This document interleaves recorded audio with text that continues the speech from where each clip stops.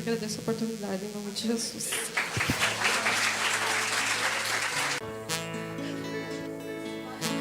Os irmãos podem sentar um pouquinho. É com temor e tremor que eu subo aqui, tá? Então eu louvo a Deus, né, por poder estar aqui. E eis-me aqui, Espírito Santo, porque de mim eu não tenho nada. Então quero pedir que Deus, que o Espírito Santo me ajude e que os irmãos tenham um pouquinho de paciência. E permaneça com a Bíblia aberta, porque a gente vai passear um pouquinho por ela, amém? Eu gostaria que os irmãos abrissem em Atos.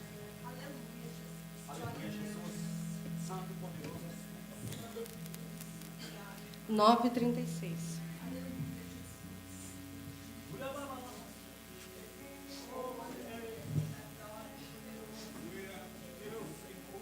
Amém? Os irmãos que quiserem se colocar em pé.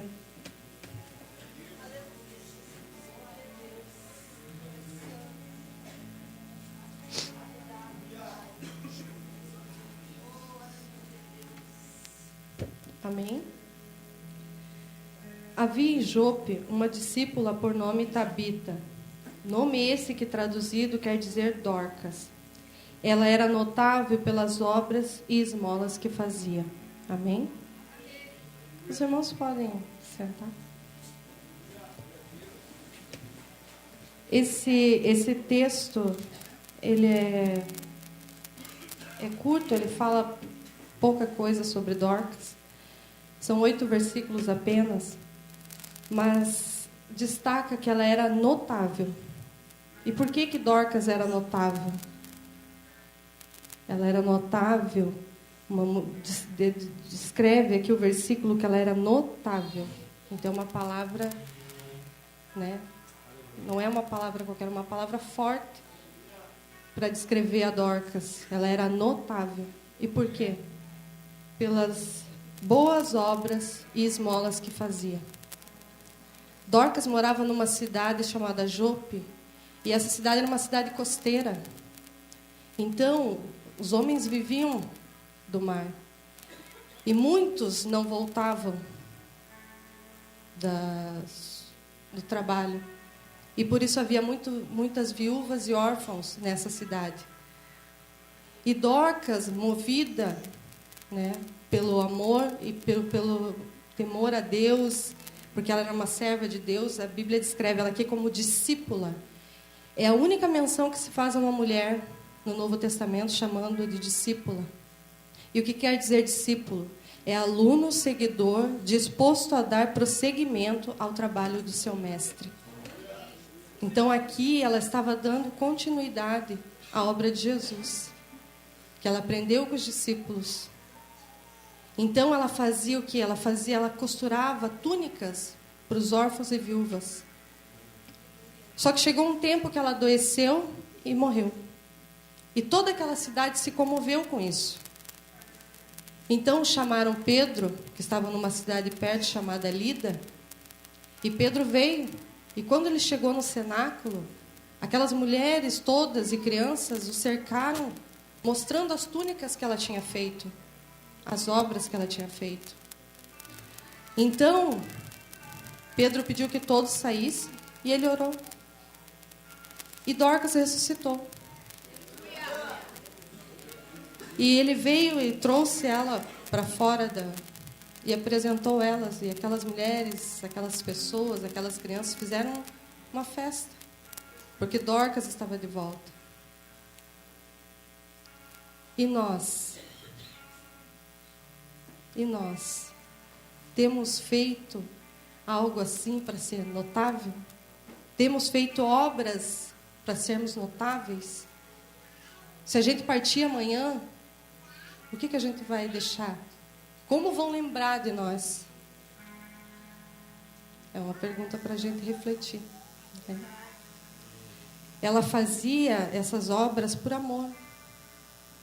Por amor. E ela podia, aqui a Bíblia não fala muito sobre ela, mas ela podia, né? Dei a minha esmola, fiz um vestido ali, outro aqui. Não, mas isso era algo contínuo na vida dela. Ela fazia. Tanto é que quando ela veio a morrer, todo mundo ficou triste por isso. E nós? Eu gostaria que os irmãos abrissem Ageu.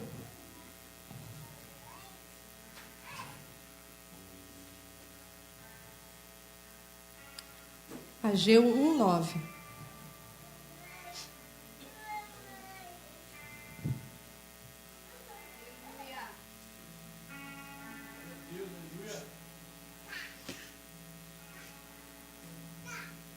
Amém?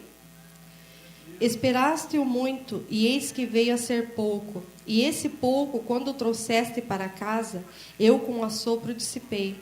Por quê? Diz o Senhor dos Exércitos, por causa da minha casa que permanece em ruínas, ao passo que cada um de vós corre por causa da sua própria casa. Vivemos um mundo capitalista que nos ensina que temos que ter, temos que conseguir. Não que isso seja errado, não é errado. Você querer ter uma casa boa, você querer ter um carro melhor, você fazer uma faculdade, é bênção. Desde que isso não te torne um coração de pedra, que não olhe para o teu próximo com compaixão. Você pode ter tudo isso, desde que o teu coração esteja voltado para o teu próximo. Que você olhe o teu irmão necessitado e você ajude. A gente é ensinado, o mundo ensina assim, mas nós não somos desse mundo. Nós somos cidadãos dos céus.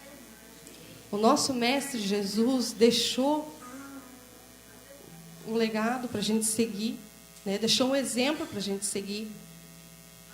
Então, que a gente venha refletir que nós não somos daqui. Então, a gente não tem que agir como esse mundo age. Se bobear, um passo por cima do outro. Não mede consequências para conseguir aquilo que quer. Nós não somos assim. Jesus curava, Jesus alimentava. E tudo isso é exemplo para nós. Quantas vezes, garanto que aqui muitos já devem ter vivido isso, de alguém bater na tua porta pedindo um prato de comida? Na minha porta, lá tem uma senhora que sempre vai. É engraçado. Eu estava ficando já sem colher e sem potinho. Porque toda vez que ela vinha, ela pedia comida, mas ela não trazia no que levar. E daí eu fazia o prato e dava, né? Eu falei, vou ter que comprar um estoque de pote de... Mas porque ela não vinha pedir outra coisa. Porque a gente às vezes julga, né? Quer dinheiro para quê? Muitas vezes, infelizmente, é para usar coisa errada. Mas tem gente que quer aquilo mesmo para se alimentar. E ela não pedia nada, ela pedia comida. E eu fazia e entregava. Agora até ela sumiu. Não sei o que aconteceu. Vou ter que renovar o estoque de pote e de colher, mas amém. Então, que a gente não venha ser egoísta. Porque esse egoísmo impede as nossas orações. Nós sermos egoístas impede as nossas orações. Em Tiago 4:3...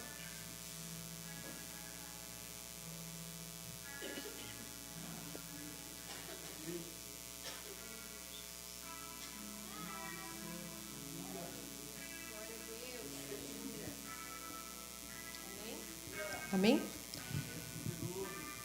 Tiago 4:3. Pedis e não recebeis, porque pedis mal, para esbanjardes em vossos próprios prazeres.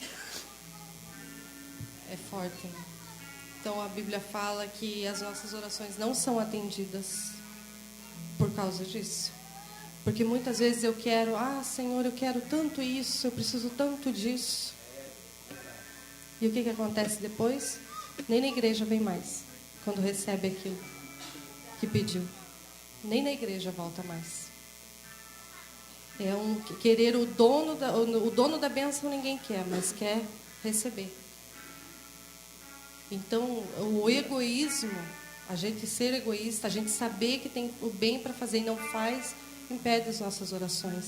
Em Tiago 4:17, só um pouquinho para frente, fala isso.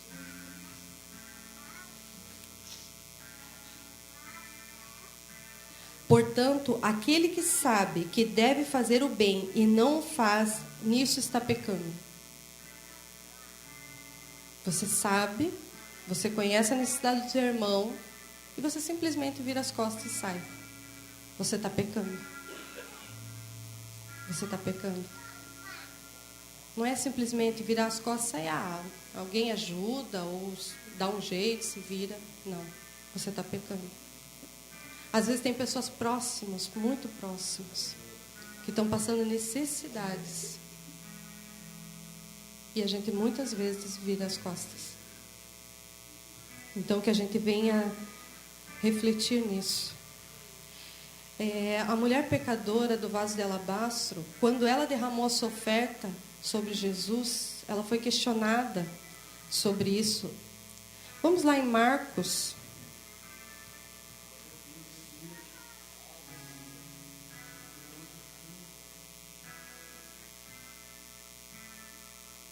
Quatorze, 3, 7.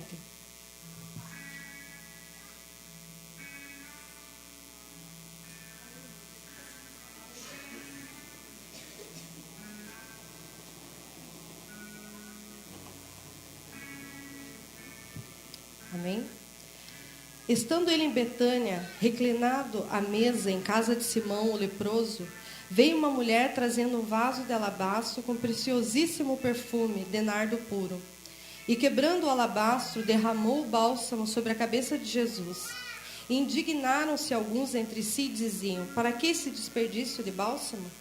Porque este perfume poderia ser vendido por mais de 300 denários e dar-se aos pobres. E murmuravam contra ela. Mas Jesus disse: deixai-a, porque a molestais. Ela praticou boa ação para comigo. Porque os pobres sempre o tendes convosco, e quando quiserdes poder fazer-lhes bem, mas a mim nem sempre me tendes. Ela fez o que pôde, antecipou-me a ungir para a sepultura. Em verdade vos digo, onde for pregado em todo o mundo o evangelho, será também contado o que ela fez para a memória sua. Eles estavam falando de fazer o bem, de vender aquele nardo puro e reverter para os pobres. Mentira. Era ganância mesmo. Tanto é que Jesus falou aqui que ela fez, que os pobres eles sempre teriam ali perto para ajudar. Mas o que ela fez seria lembrado, e é lembrado até hoje. Lembramos até hoje, sempre é pregado sobre esse momento tão bonito dela ter ungido o corpo de Jesus, porque ele não estaria mais ali. E nós temos cuidado daqueles que necessitam perto de nós. É bonito cantar, é bonito dançar, é bonito falar em línguas, mas a fé sem a obra é morta.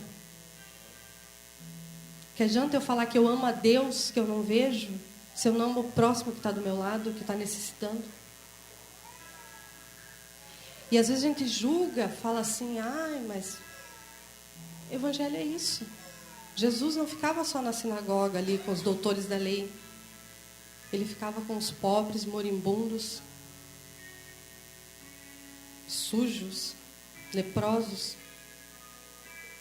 E nós muitas vezes, a pessoa passa meio assim, a gente já fica meio desconfiado. É amor, Jesus é amor. E se somos seus filhos, como diz aquele ditado, filho de peixe, peixinho é. Temos sido parecido com Jesus, Ele sendo nosso Pai. Amém. Mateus 7:12.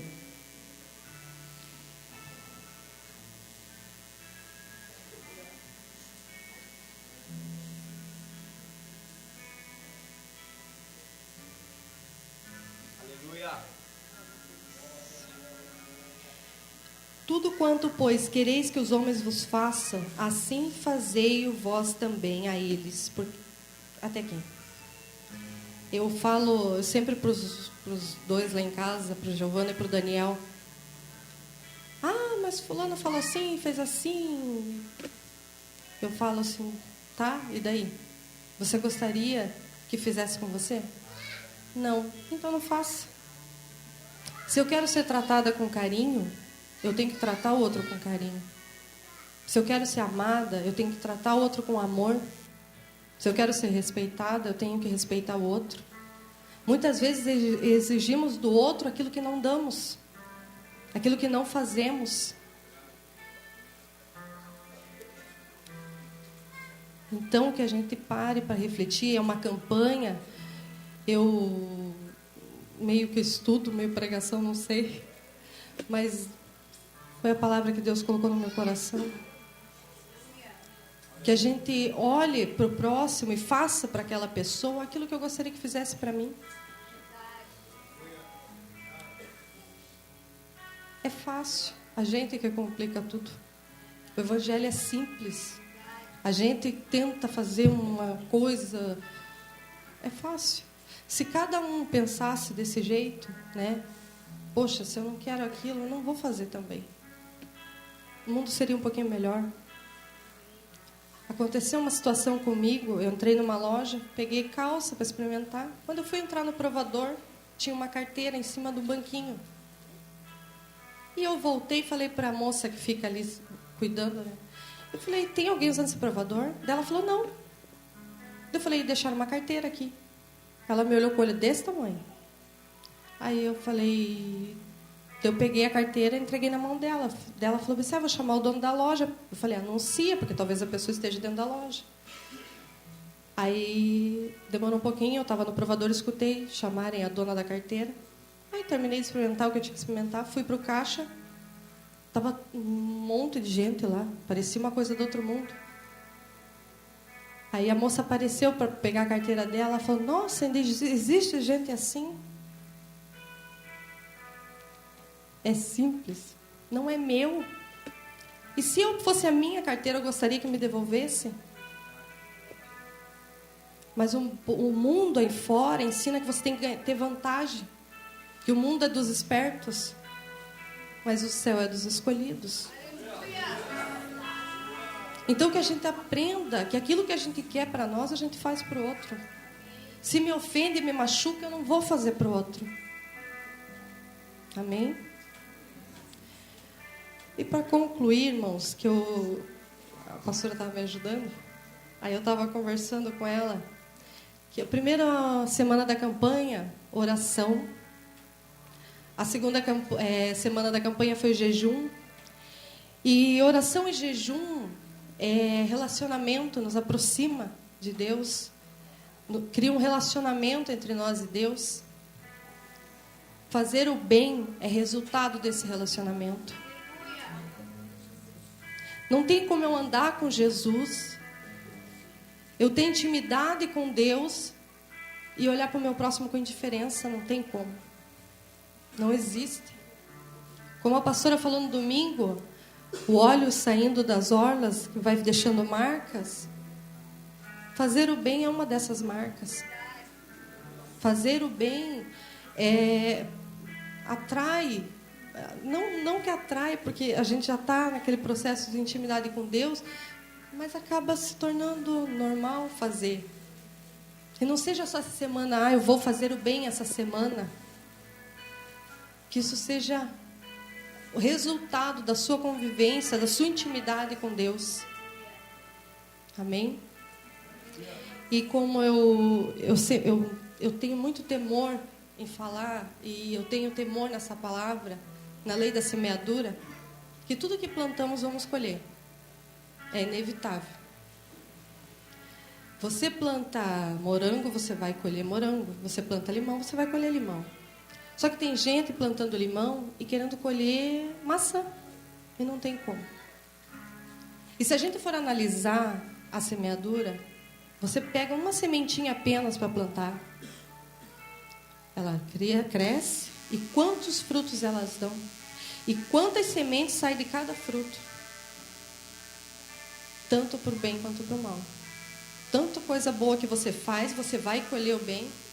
Mas se você fizer aquilo que não deve ou coisa ruim, com certeza vai colher.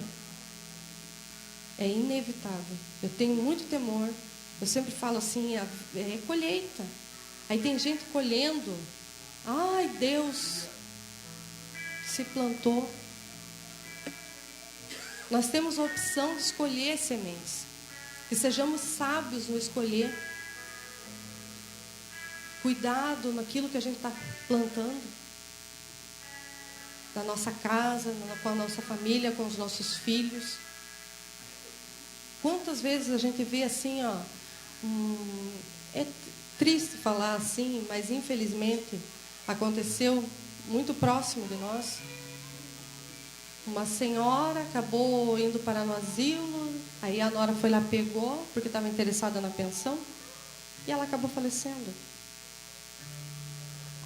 Uma senhorinha fala, nossa, tadinha, mas é uma senhorinha. Mas ela abandonou 5 filhos. Abandonou mesmo, pequenos. Foram criados de qualquer jeito.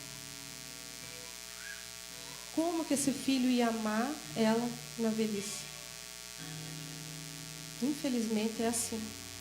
Já tenho exemplo também de uma senhora que foi mãe de muitos. Muitas crianças vieram ao mundo através da mão dela. E morreu em ditosa velhice, com os filhos todos em volta. Amém? Então que a gente seja sábio. E que tenha temor e cuidado com as sementes que escolhemos. Amém? Então, para concluir, é isso, irmãos. Que boas obras é só o resultado da nossa intimidade com Deus. Amém? Agradeço a oportunidade em nome de Jesus.